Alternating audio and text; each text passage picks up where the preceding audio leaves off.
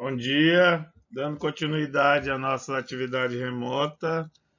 Hoje nós vamos lembrar um pouco sobre resumo, resenha e fichamentos e as citações bibliográficas, que foi o que a gente falou na nossa última aula, para que a gente possa dar continuidade na próxima semana a respeito dos outros assuntos relacionados à disciplina.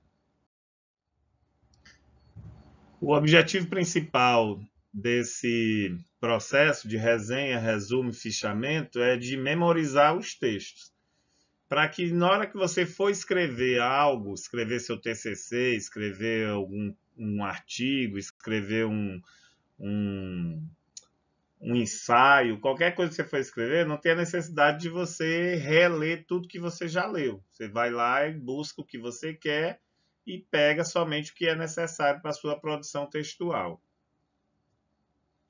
Esse resumo, resenha e fichamento também é considerado um método de estudo, porque ele melhora a qualidade do tempo utilizado para o estudo na área que você está querendo aprimorar.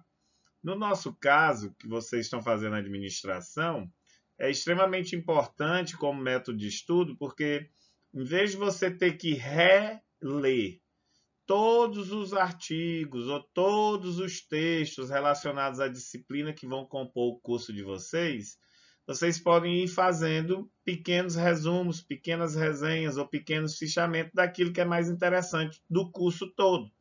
Porque aí no final do curso, se você quiser fazer uma retrospectiva de tudo, você pega somente esses elementos e vai ler.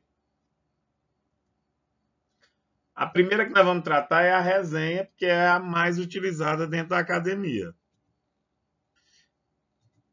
Então, a resenha tem uma característica de um texto opinativo, então é importante entender isso. Toda resenha, o autor, a pessoa que está fazendo a resenha, tem que dar uma opinião a respeito do texto e ela é escrita em primeira pessoa. Então, é necessário que você diga o que é que você está achando daquele texto que você está resenhando. Esse documento exige ou existe para consultas posteriores no caso de quando você for fazer alguma produção textual. Como eu havia dito anteriormente, em vez de você ter que ler todos os livros, você faz a resenha dos livros que você leu. E aí fica mais fácil eu ler aquela resenha do que ter que ler o livro todo. As resenhas podem ser divididas em resenha-resumo, que é a descrição do conteúdo analisado de forma informal. Essa não tem análise crítica e ela é utilizada principalmente nas obras literárias. A resenha crítica, essa sim é a mais importante para a gente dentro da universidade, dentro do ensino superior e dentro da academia, que ela trata do conteúdo de forma crítica, além de descrever e permitir a crítica que o autor vai fazer daquele texto que ele está lendo. Essa crítica pode ser construtiva, né? Pode ser positiva, dizendo que você gostou do texto, achou o texto interessante, ou ela pode ser negativa, dizendo, não, acho que esse autor não tem capacidade para escrever sobre isso, acho que ele errou nesse aspecto, e aí você vai fazendo as suas críticas. Porém, a crítica tem que ser feita de acordo com as argumentações. Você não pode simplesmente dizer, eu não gostei do texto porque eu não gostei. Você tem que dizer por que, que você não gostou. Ela se assemelha ao resumo, mas a grande diferença entre uma e outra é que na resenha crítica eu dou a minha opinião. Quer dizer, eu que estou fazendo a resenha, eu digo no final, lá no último ou penúltimo parágrafo, olha, eu não gostei do texto, eu acho que o autor fala muita besteira, viajou demais, e aí você dá a sua opinião a respeito do que você está resenhando. A resenha temática é geralmente aquela que você faz sobre algum tema específico. Isso aqui é muito importante também quando você estiver fazendo a seleção dos textos para escrever o artigo de conclusão de curso. Porque aí você vai separar todos os artigos que você vai consultar por tema. E aí fica mais fácil de você se organizar. Para a elaboração de uma resenha é importante, primeiro, nome do autor, o ano da publicação, um pouco do resumo da carreira acadêmica do autor e o seu nome, obviamente, né? A pessoa que está resenhando.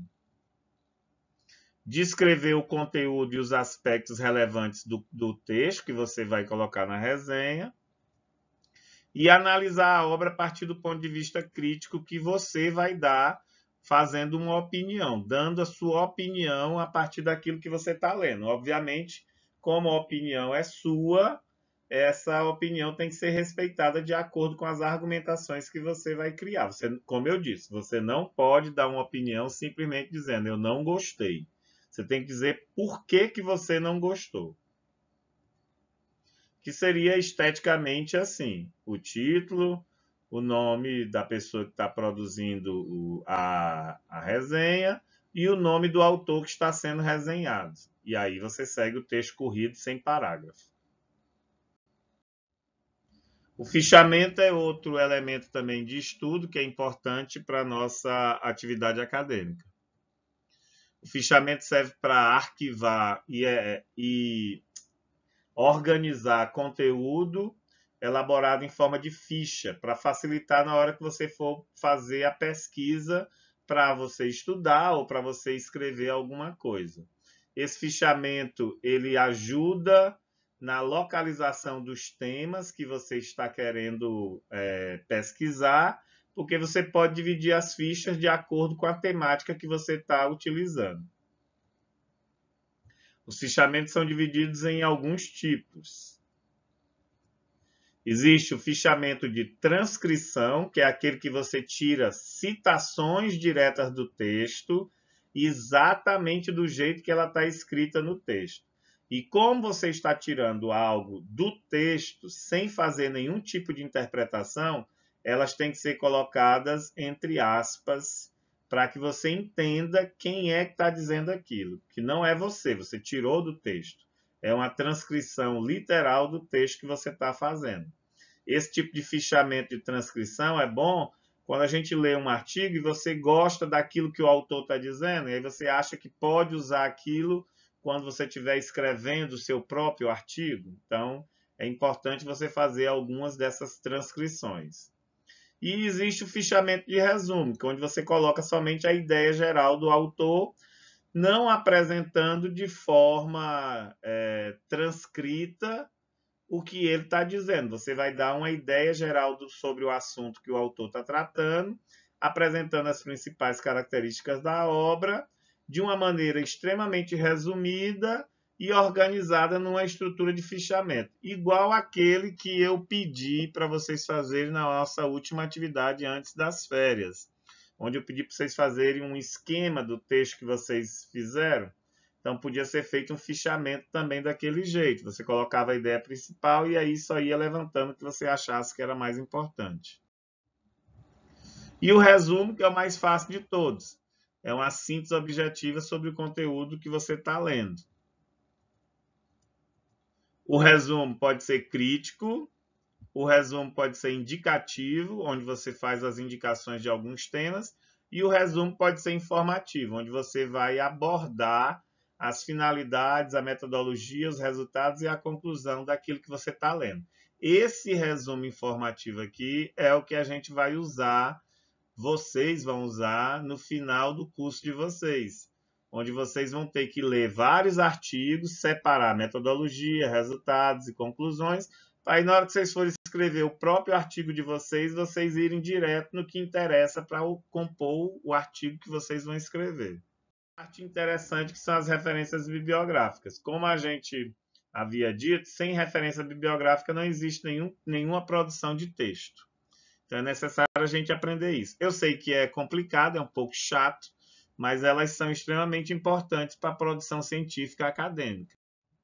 Então, a referência bibliográfica está baseada na ABNT, que é a Associação Brasileira de Normas e Técnicas, e consiste basicamente na indicação do autor do texto, o título do texto, a edição daquele texto, o local onde esse texto foi publicado, a editora que publicou esse texto e o ano que esse texto foi publicado. Então, tudo isso tem que conter numa referência bibliográfica. todas as citações têm que ter obrigatoriamente esses elementos aqui numa referência bibliográfica. Sem isso, a referência não tem validade para trabalhos acadêmicos. É como se ela não existisse. E uma coisa importante, você não pode copiar algo, colocar no seu texto dizendo que é seu, sendo de outra pessoa. Por isso que tem a necessidade de você fazer a referência. Porque se você fizer isso, copiar sem dizer de quem é, você está correndo no crime que é plágio. E plágio é crime, não pode acontecer. E aí fica assim, de maneira bem objetiva. Sobrenome do autor em caixa alta, né, em letras maiúsculas, o nome do autor em letras normais, e aí você vai para ponto, o título da obra do autor. Se tiver subtítulo, 2 pontos, coloca o subtítulo. Se não tiver subtítulo, deixa só vírgula mesmo.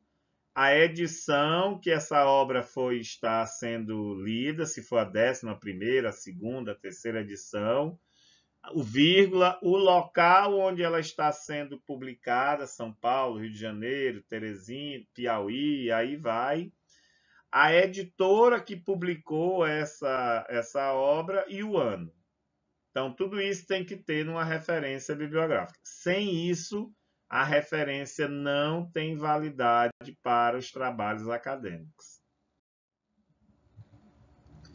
Nos títulos, é importante você colocar a primeira letra ou todas as letras em maiúsculo, isso é importante, porque sem isso a referência vai ser considerada errada, que seria mais ou menos isso aqui. Aqui é o sobrenome do autor, Macambira José Rebouças. Aqui é o título do artigo ou do texto que eu estou lendo. A estrutura morfossintática do português. Então, você está vendo que eu botei tudo em caixa alta, né? Tudo em letra maiúscula. A estrutura morfossintática em português. Se você não quiser botar tudo em letra maiúscula, você bota somente a primeira letra em maiúsculo e todas as outras em minúsculo. Mas você tem que fazer um padrão. Ou todas em maiúsculo, ou essa sequência aqui. Sem esse padrão, misturando, não pode dar certo. A referência é considerada errada. E aí nós vamos encerrar a questão das referências. Como eu havia dito, referência bibliográfica a gente só aprende com o treino e principalmente com a prática da escrita. Então é necessário que vocês treinem a execução de diferentes tipos de referências bibliográficas. Aí vocês vão, na minha última aula, eu deixei um slide bem extenso que ele mostra diferentes tipos de referências bibliográficas. Vocês voltem lá, olhem aquelas diferentes tipos de referência bibliográfica para vocês irem treinando. O certo é que essa que eu mostrei aqui é a mais simples e a que a gente mais vai usar no nosso trabalho, nos nossos trabalhos acadêmicos. No mais, muito obrigado, até a próxima aula e fique em casa e se cuide, viu?